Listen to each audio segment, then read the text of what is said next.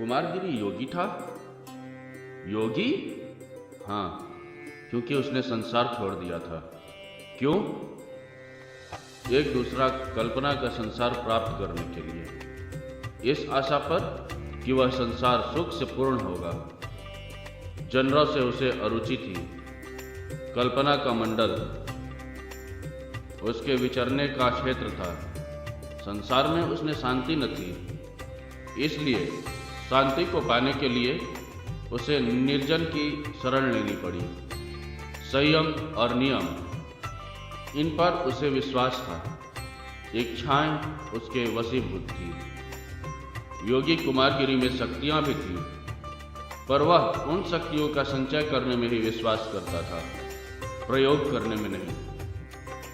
एकांत में उसका मन स्थिर रहता था और एकाग्रचित होकर वह अभ्यास भी कर सकता था।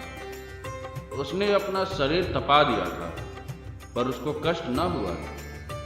शरीर तपा था, पर उसकी जलन को एक अलौकिक सुख की कल्पना शीतल कर देती थी। उसने वासनाओं को दबा दिया था, क्योंकि वासनाओं के कारण ही मनुष्य पाप करता है। योगी कुमारगिरी सुखी था। विचार सागर में वह डूबा रहता था। उसके सामने इच्छाओं का संसार नहीं था और इच्छाओं के नहीं पूर्ण होने से जनित परिताप न था। उसके जीवन का अक्रमण्यता पर ज्ञान और विचार का आवरण था। सुख कल्पना है, तृप्ति है। प्यास न होने के कारण तृप्ति का कोई वास्तविक महत्व भी न हो, पर ऐसी स्थिति में हृदय पर कोई भार नहीं रहता। कसक की, टीस की अनभिज्ञता प्रधान होती है। दुख से शून्य तथा हल्के से हल्के हृदय को कल्पना के संसार में ले जाना सरल होता है। योगी कुमारगिरी विस्मृति के अंक में निवास करता था। आत्म विस्मृति और कल्पना की सजीवता का भ्रम, इन दोनों में अजब मस्ती है। एक काल्पनिक चाह थी, एक काल्पनिक तृप्ति भी वहीं पर थी। दो कल्पनाओं से उत्पन्न सुख में वह मग्न था और इसीलिए कुमारगिरी योगी था। मधुपाल कुमारगिरी का शिष्य था। मधुपाल कुमारगिरी की शक्तियों से परिचित था और साथ साथ चकित भी। मधुपाल ने पूछा, देव, संयम का क्या लक्ष्य है? कुमारगिरी संभल कर बैठ गए।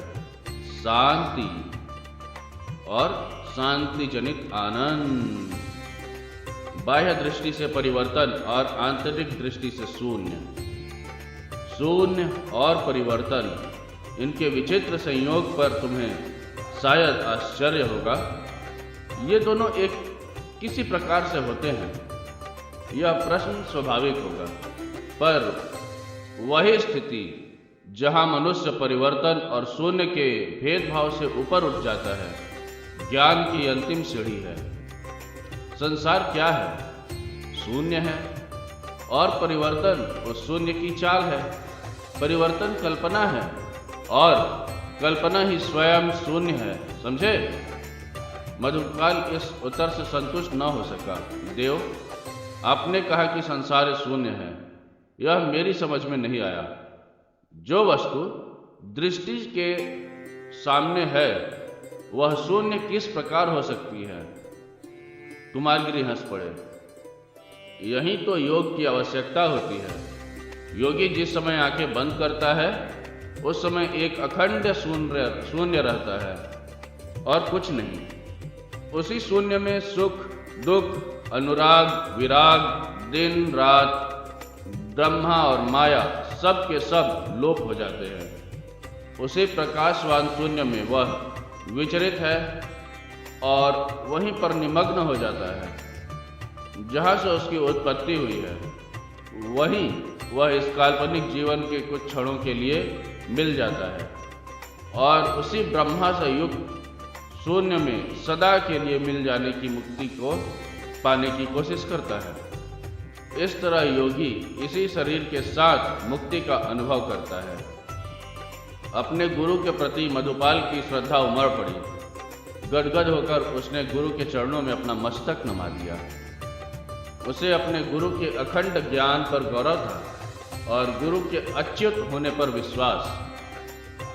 इसी समय रत्नांबर ने विशाल देव के साथ कुमारगिरी की कुटी में प्रवेश किया।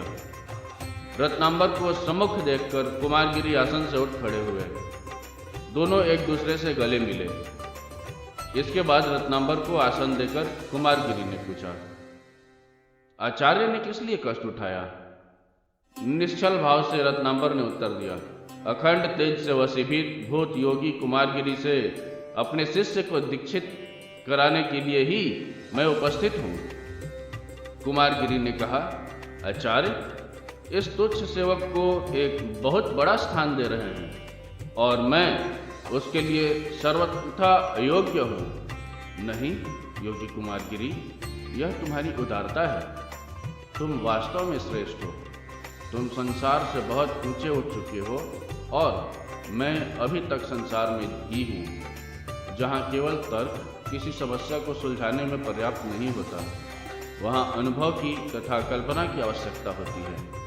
तुम्हें ज्ञान है और कल्पना है, मुझ में केवल अनुभव है, इसलिए तुम्हारे पास आया हूँ। तुम्हारे साथ रहकर मनुष्य जीवन की जटिल से जटिल समस्याओं को सफलतापूर्वक हल करने के समर्थ हो सकेगा। इसलिए मैं विशाल देव को तुम्हारा शिष्य बनाना चाहता हूँ। योगी कुमारगिरी, तुम मेरे अनुरोध न टालोगे और मेरी यह प्रार्थना स्वीकार करोगे? कुमारगिरी ने विशाल देव की ओर देखा। वत्स, जीवन की किस समस्या को सुलझाने के लिए तुम्हें मेरे पास आना पड़ा है? विशाल देव ने कुमारगिरी को अभिवादित करते हुए शांत भाव से उत्तर दिया, देव, मैं जानना चाहता हूं कि पाप क्या है। कुमारगिरी हंस पड़े। उनकी हंसी में माधुर्य था। उन्होंने कहा, तुम जानना चाहते हो कि पाप क्या है, पर पाप क्या है यह अधिकतर अनुभव से ही जाना जा सकता है और मेरे साथ रहकर तुम्हें पाप का अनुभव न हो सकेगा। मेरा क्षेत्र है संयम और नियम, और संयम और नियम से पाप दूर रहता है। फिर भी आचार्य का अनुरोध है कि मैं तुम्हें अपना शिष्य बनाऊं। शिष्य बनाने के पहले तुम और आचार्य पर यह स्पष्ट कर देना उचित होगा कि मैं तुम्हें पुण्य का रूप दिखला दूंगा और पुण्य को जानकर तुम पाप का पता लगा सकोगे। कुमारगिरी की बातें सुनकर रत्नांबर मन ही मन मुस्कुराए।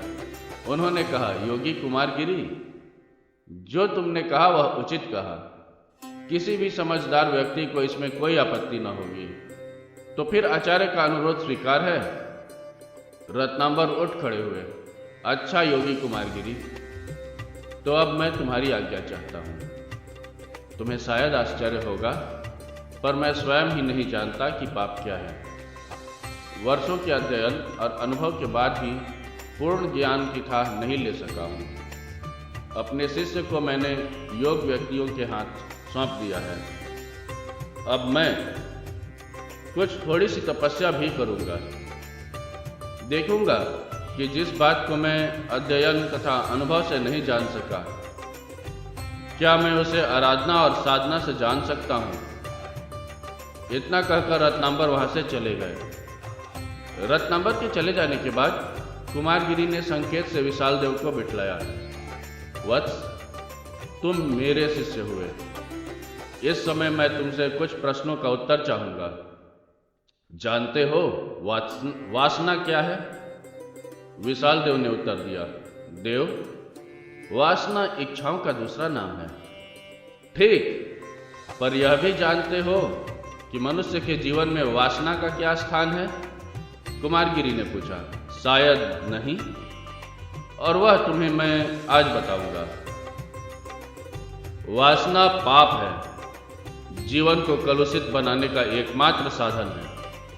वासनाओं से प्रेरित होकर मनुष्य ईश्वरीय नियमों का उल्लंघन करता है और उनमें डूबकर मनुष्य अपने को अपने रचयिता ब्रह्मा को भूल जाता है।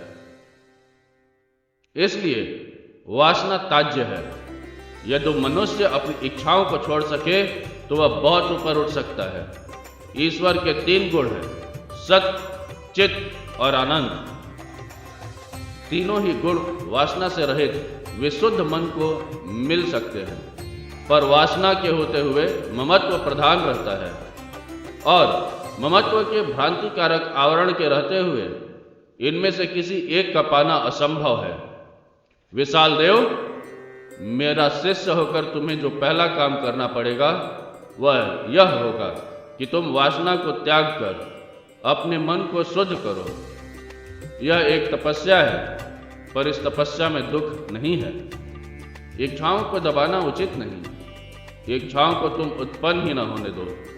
यदि एक बार इच्छा उत्पन्न हो गई तो फिर वह प्रबल रूप धारण कर लेगी। इसलिए तुम्हारा कर्तव्य होगा इच्छाओं को सदा के लिए मार डालना।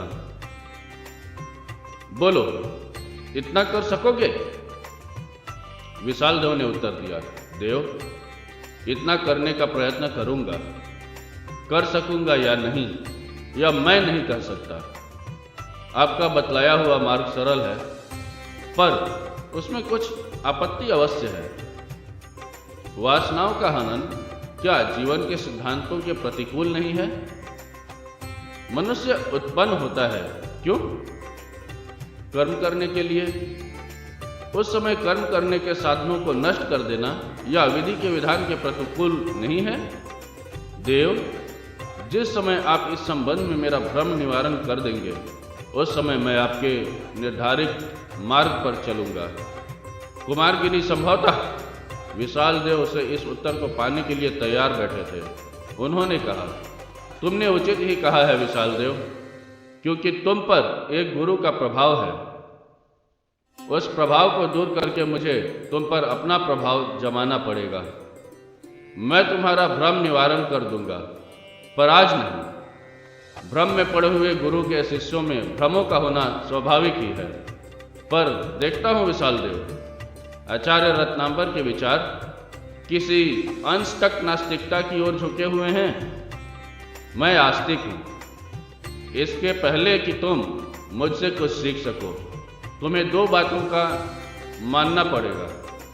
प्रथम यह कि ब्रह्मा है, और दूसरा यह है कि कर्तव्य जीवन का प्रधान अंग है।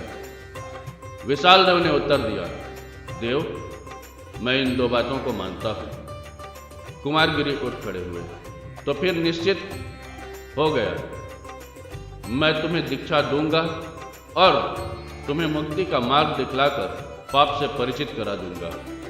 अगले भाग में हम देखेंगे कि श्वेतांग बीजगुप्त से मिलने के बाद क्या करता है और चित्रलेखा के साथ उसकी मुलाकात क्या रंग लाती है।